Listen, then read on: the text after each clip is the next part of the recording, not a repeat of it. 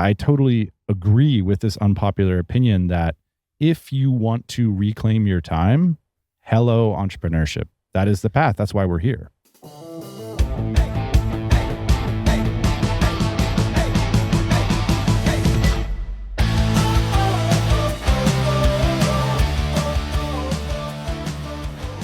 All right. Happy Thursday morning, everybody. We are back on the podcast. We are in person in Barcelona today. Welcome back to the podcast, Boss Man. Yo, you got me tired of all these bike rides, man. Gosh. We're going to bring the energy up because we are going to be responding to unpopular opinions that we found on our favorite website, Reddit. These are opinions about entrepreneurship, personal finance, and travel. If you're curious about what we do here at the Tropical MBA podcast, we help founders build profitable 6, 7, and 8-figure location-independent businesses. We got a bunch of free templates and resources that a lot of our listeners use. No email required. You can check them out at tropicalmba.com/resources. So let's get into it, Ian. We got a bunch of really interesting opinions here, and I'm curious to hear yours. So the first one is boring businesses are the ones that actually work. This is from user Anuria07. Says, everyone talks about ideas and execution, and yeah, they matter, but what nobody really prepares you for is how slow it all feels at the beginning.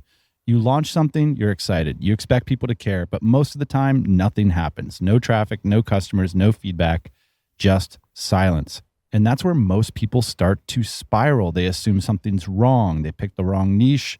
The idea isn't good enough, so they pivot. They pivot again and again until they burn out or give up entirely. But here's the part I've learned the hard way. Most businesses that succeed didn't start off exciting. They just stuck with something simple, delivered consistently, and got a little bit better every week. They showed up when it felt invisible. Eventually, momentum kicks in, but it doesn't show up early, and it definitely doesn't feel glamorous. Sometimes the biggest competitive advantage isn't being smart or lucky. It's being a little more patient than everyone else. So, unpopular opinion, boring businesses are the ones that actually work. Agree or disagree? I'd say agree. You agree? Yeah, I'd say most of the businesses that we interact with are boring businesses. Most of the businesses that we've run are boring businesses. When we're talking about boring businesses, a lot of times we're talking about B2B businesses, probably not direct-to-consumer businesses, which are more exciting because everybody knows the name of the brand. Right. Everybody has an opinion about the brand. The public assumes that entrepreneurship is about creating shiny apps, shiny products. You look around you, you see this whole world of consumables, and many of which are super cool or interesting. Your first idea is that, well, that must be what business is you have an invention, you have a cool idea, a cool app. But then when you get into the business world, you realize that most of it is simply B2B, especially for the bootstrapper sort of capital profile, which is not much. And so you need to go to customers that are willing to invest and willing to buy, and those are businesses. And so that does tend to be much more rote and boring and all that. The typical path or script for a bootstrapper would be things are very unexciting when you're in this phase where you're changing your identity and you're starting to poke around, you're starting to meet some entrepreneurs, read things on Reddit. Maybe you put up a few websites. That's crickets. And it's really about consistently showing up, going to the library, going to the bookshelf, continuing to consume information about entrepreneurship. But really, most businesses that are successful do start out exciting. Yeah. Some listener was making $20 a month off of a tea shop. And for me, that's the crickets period where it's like, yeah, well, put up the next shop and then put up the next shop and then put up the next shop. But at some point, that listener who has the tea shop will do something, probably pivot to B2B with a higher ticket item. And typically this will happen because you start to get into the community and you realize, oh, everybody's making money B2B. So what can I do here with my experience in e-commerce, my experience with tea, my experience bringing people together, come out with something that's $500 or $1,000 or $2,000. And it's exciting because people want it. Then begins the boring part of showing up every day, building the systems, doing the thing that every business needs to do. Hire a good team, get your processes in place, figure out how you're going to do your bookkeeping. Most of these businesses, especially the boring businesses, there's no launch. There's like a bunch of emails that go out to people you know probably on a product that you've hopefully been talking to them about if they're potential customers, and then they buy it once it's ready. There's no reveal the curtain, ta-da, like here's the product. That's a bad strategy. And probably the reason why they're pointing to like these pivots is because you reveal the curtain and no one's there. You got to build the customer base a lot of times before you even build the product. Second unpopular opinion. Regular employment can make you rich. Entrepreneurship isn't the only path. So AutoCAD02 writes, regular employment can also make you rich. Most think having a successful business is the easiest way to prosperity, but a lot of people are best suited and excel more holding a day job.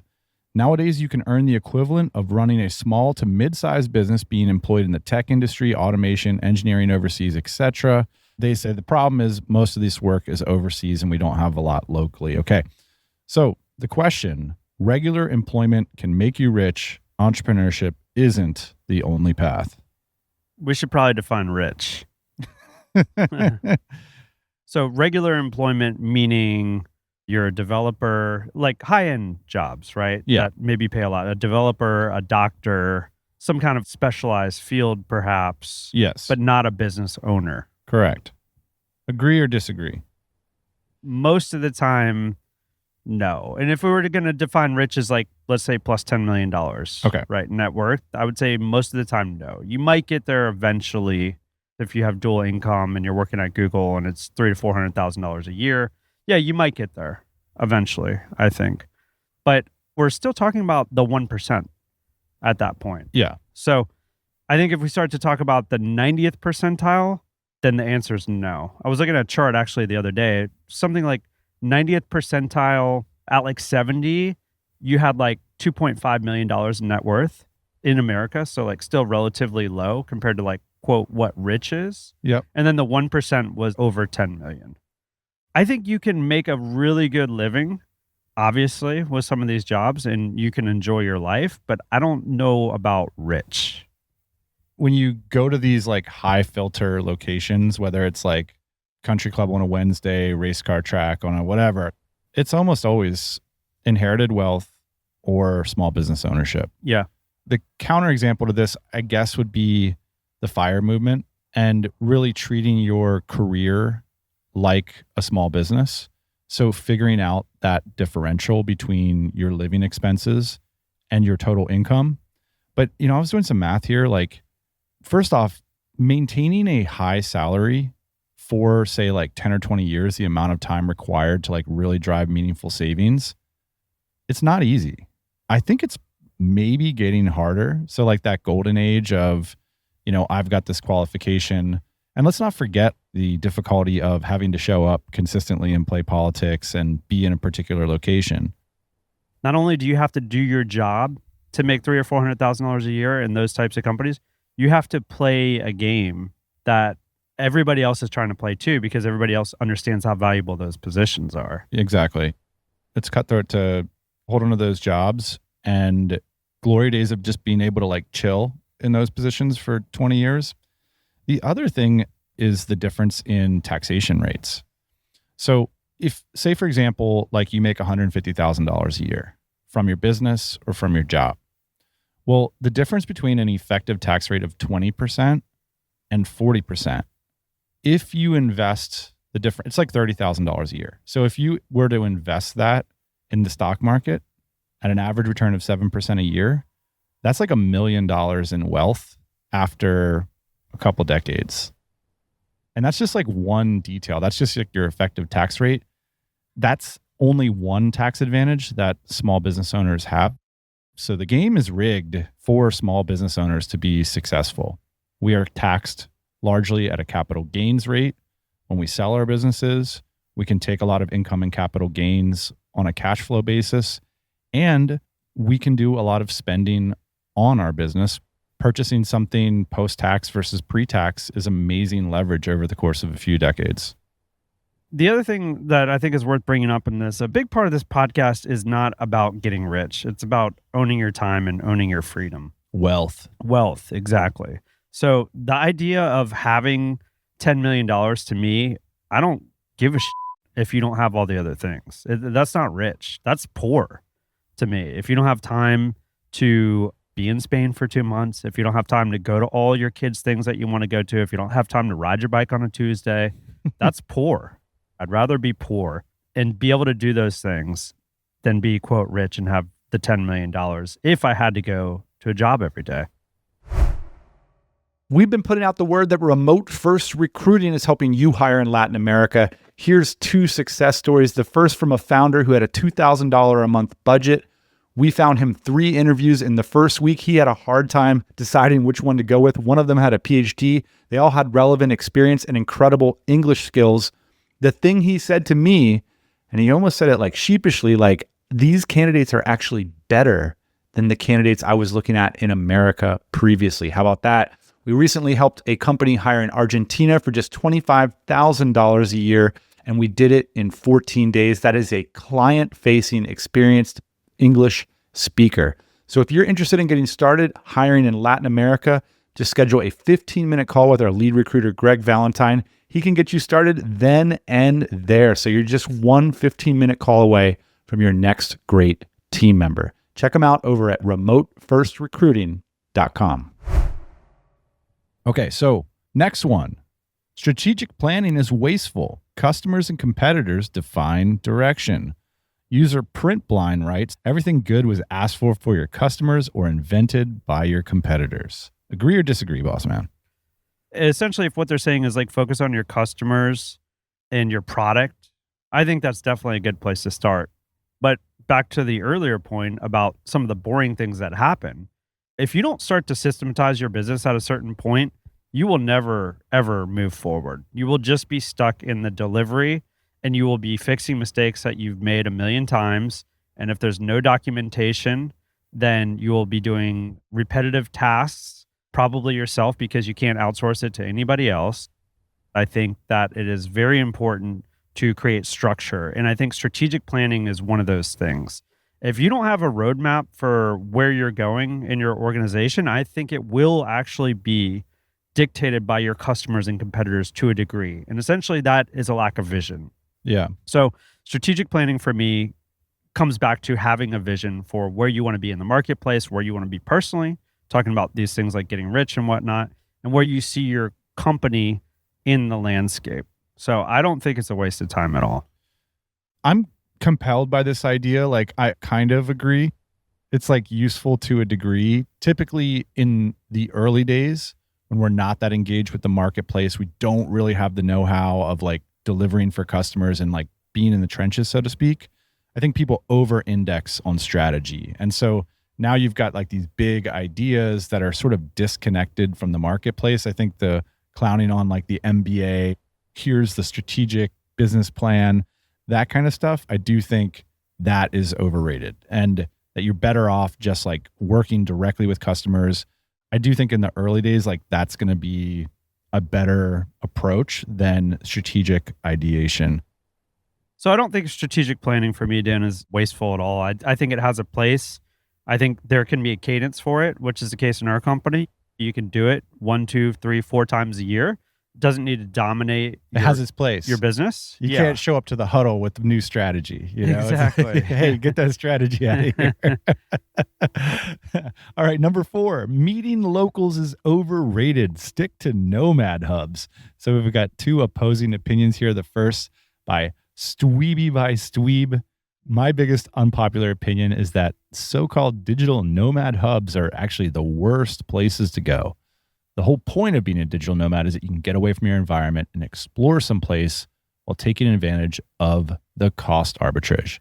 And then dumb buttface comes back in and says, meeting the locals is overrated. Typically, nomads are cooler, although I don't snub the locals. I think this is kind of a fun one because everybody has an opinion about what your level of excitement or engagement should be towards, quote, making local friends. What's your take?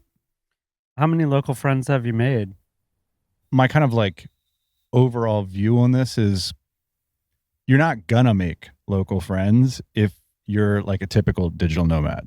You're going to befriend a variety of service providers. And when you're going to cross over into making true local friendships, it's typically going to happen from extended stay. And for me, like when I think back my whole digital nomading career, the only local friends that I stay in touch with were all friends that I made when I was living here in Spain, like 9 months out of the year, and riding bike with them multiple times a week. But I do basically agree with a dumb butt face here, which is that it's slightly overrated, this concept that you're going to like come in for like 3 or 6 months and like make local friends. Where does that happen? Like, that's not how friendship works. And you're better off embracing what digital nomadism is and meet other passionate creatives who are also excited about this journey of cost arbitrage and building. Although slightly overrated, this idea that you're going to have like these deep friendships all around the world, worth pursuing as long as it's like authentic to who you want to be and what you're interested in. I do think that the deep friendships around the world is possible. And I think this is a cool thing about being a digital nomad is you can go very, very deep with somebody very quick, like you couldn't do in your hometown. So like you're in Spain for like 2 months, they're in Spain for 2 months. All of a sudden you're having dinner like 2 or 3 times a week. Yeah. And you're getting to know each other really well, like an accelerated way that basically doesn't happen anywhere else in the United States. So you get to know people really well. And then you start seeing them in other places in the world, especially if you're part of something like the DC. That is a really exciting type of friendship because they go off and do these amazing things and we kind of break bread and connect deeply, get right back to where we were. Nowadays, like the world knows about digital nomadism. People in all kinds of countries are traveling abroad and building digital businesses. So you can stay authentic to that and meet local entrepreneurs, go to local entrepreneurship meetups. You know, here in Spain, I was in a cycling club that caters to expats, but so many Spanish people came to that club because they used to live abroad too. And so like they miss that international feeling. And so those are the friendships that ultimately endured. So again, you can stay authentic to what you are. You're building stuff on the web, you're traveling around a lot, and there are people in every place that you go that are also interested in those things. Depending on where you are in your entrepreneurial journey, there are nomads who have gone local, like they moved to some secondary city, they only hang out with local friends, and then they go to their laptop at night and make whatever money it is to pay the rent. And I think that's totally cool, but I do think it's strange to me. Like, are you not passionate about the business? Do you not want to meet other builders? Do you not want to be part of this amazing scene of people traveling and working and building great companies? So, all right. Number 5, our final unpopular opinion. Entrepreneur life isn't constant sacrifice. You can reclaim your time. So Affectiona Quiet 60 writes, for me, you should not have to sacrifice the majority of your time to run a business once started. Work on ways to improve income while increasing personal time. There you go. So there is this popular opinion that suggests that essentially hustle culture, right? To make it work, you got to work 60 hours a week. You got to outperform your competition. And then there's this alternative culture that suggests that it's all about leverage. It's all about lifestyle. And you should consciously focus on the amount of time that you have for the other parts of your life. So it's a question of balance. Where do you come down on this? I think it's true. I think it doesn't need to be a constant sacrifice to reclaim your time. But I will say this is I think that you have to sacrifice a lot in the beginning to get it off the ground. Yeah. And that's worth it for me to like sacrifice those like 2 or 3 years or sometimes it's 6 months or whatever it is. And then once the plane is kind of flying, I do feel like you can kind of put it on autopilot sometimes and then come back to it if you want to like go up a couple thousand feet in elevation. Sometimes you go down too, and that's fine. Essentially, this comes back to like the difference between a job and a company, which is like you've built an asset. So like in those 2 or 3 years, like you built something that can hopefully, and again, this comes back to process and whatnot, sustain itself without you in some way. I think the challenge with entrepreneurship is like the goalposts are arbitrary and you get to set them. And so you have to be this leader in your own life because there's always problems. There's always entropy in your company. There's always complaints. There's always opportunities. There's always the next hour that you could work. And it always has the potential to make a meaningful difference, which I do think perhaps is a different mindset than when you have a job. It's like most entrepreneurs listening to this have taken way more time off from their business than most people that have a job. But you still carry the chronic responsibility of like every minute that you invest into your asset is a minute that could make it better. Yeah. And so I do think that that's an interesting thing to manage. You see it with people who are like, I've been procrastinating. I just need to get this new thing off the ground. But you also see it with the hyper successful who have multiple businesses and multiple millions of dollars. And they too know that, there's lives at stake, there's salaries at stake, there's legacy, there's all these emotions and responsibilities flying in the air. And I think those things are difficult to define for yourself, clear goalposts. They're also somewhat difficult to define to the people around you because you don't have a boss or a director saying, hey, Dan, 9 to 5 and performance review. Yeah. And so you have to set that for yourself and you have to clarify those things to the people around you. And so I do think that that is one of the major challenges of entrepreneurship. But yeah, I totally agree with this unpopular opinion that if you want to reclaim your time, hello, entrepreneurship. That is the path. That's why we're here. Is it a reliable way to get your time back? Yeah. Is it a reliable way to change your station in life financially? Yeah. Like, is it all great? No. Like, you do have to be consistent. You do have to like set your own goalposts. You do have to do things that don't make any sense and feel like a fraud on occasion and put up with that. We talk a lot about you can't be like getting feedback from people that are like have a completely different operating system about their careers and like what success looks like. So again, another argument for these digital nomad hubs where people have a different operating system and they say, I'm going to build something, I'm going to own it, I'm going to deliver it to my customers, they're going to be happy, and I'm going to change my financial station because of it. Cool. That's Reddit. Those are some unpopular opinions. We'd love to hear yours. As always, our email address is Dan and Ian at this domain. We'll be back next Thursday morning, as always.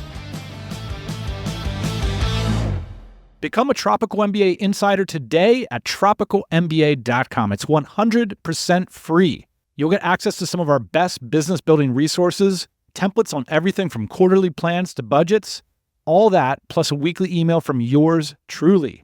Join the fun over at tropicalmba.com.